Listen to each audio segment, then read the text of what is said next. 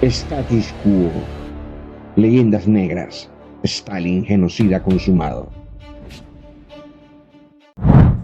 Bien, hoy vamos a hablar sobre las leyendas negras en la política y vamos a comenzar con una en especial, la historia genocida de Stalin, Joseph Stalin, el gran líder de la Unión Soviética durante toda la Segunda Guerra Mundial y bueno, un poco discutible con relación al mismo tema de la Revolución Rusa, porque en la Revolución Rusa pues era Vladimir Lenin y Trotsky, etc.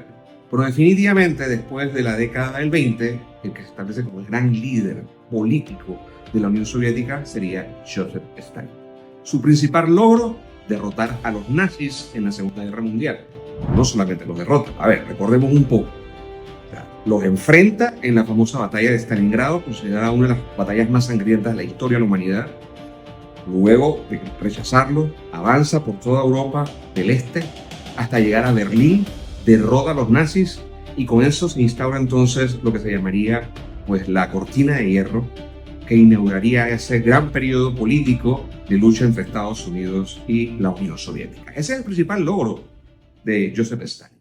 Ahora, un dato súper interesante con relación a Stalin es que pues se encargó de eliminar totalmente a todos sus enemigos, incluyendo esos adversarios que antes eran sus grandes amigos y luego de ser grandes amigos los convierte en enemigos y los elimina totalmente.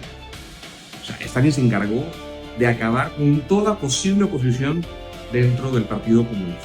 Entre esos, pues el más famoso de todos, León Trotsky, que era la mano derecha de Vladimir Lenin y sin lugar a dudas uno de los grandes líderes de la Revolución Rusa. Y esto es uno de los datos curiosos. Stalin criticaba a Trotsky de que había llegado tarde. No cuando estaba la Revolución Rusa en su apogeo, sino que había llegado tarde.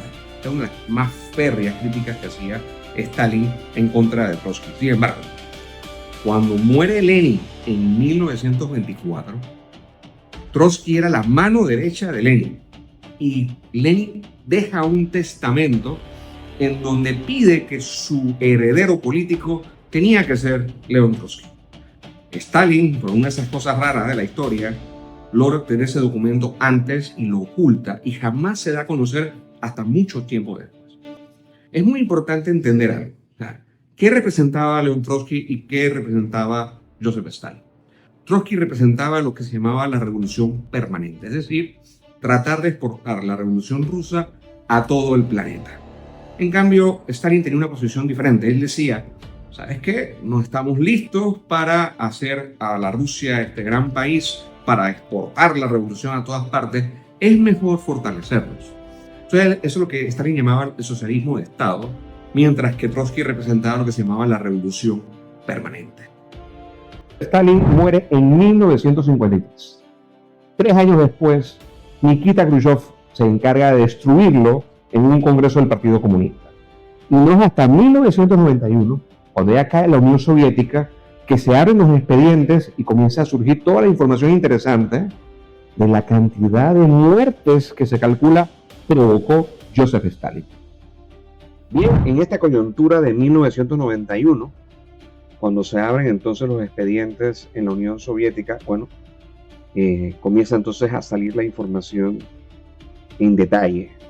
Y bueno, el primer dato interesante es las ejecuciones marciales, es decir, pelotones de fusilamiento, ahorcamientos.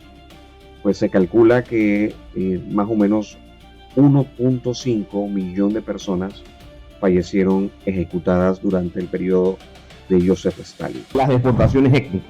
Vamos a explicar un poquito esto.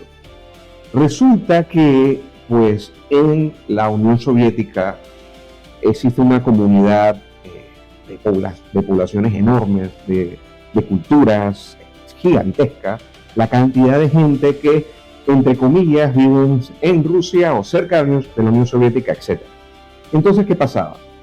Ellos consideraban a pueblos enteros como potencialmente peligrosos, ya sea porque pues ayudaron a los nazis en la Segunda Guerra Mundial o porque no eran rusos, pues. Y simplemente los expulsaron de sus tierras. Entonces miren la cantidad de pueblos. Por ejemplo, el caso en algunas regiones en Bulgaria, en el Cáucaso, los tártaros en Crimea, los kurdos, los chechenios.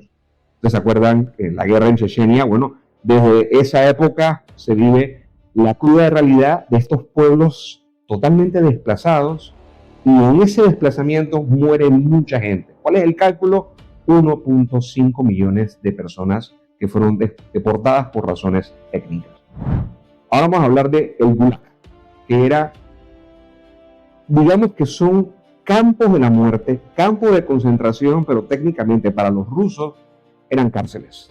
Quedaban en Siberia bajo condiciones espantosas, 40 grados bajo cero, poco alimentación, mala atención médica, y simplemente la gente moría por montones. Estamos hablando de 5 millones de personas que murieron bajo este régimen de cárceles que prácticamente eran campos de concentración. Cuando se morían, ¿dónde eran enterrados?